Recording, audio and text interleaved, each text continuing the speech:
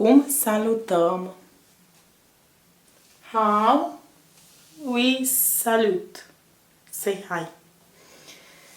If we talk with somebody, with a friend, well, if it's an informal hi, we can say bună,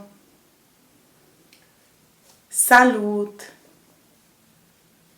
This is a more regional form used in the Cluj-Napoca or in the center of the Romanian.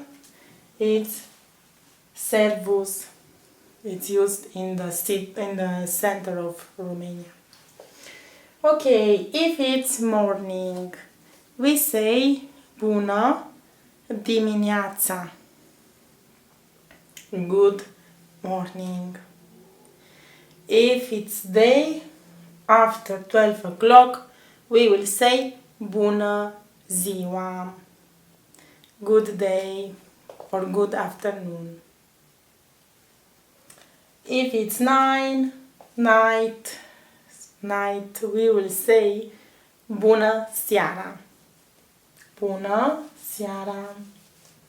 Good evening. If we want to say somebody have a good night, we say noapte bună. Good night.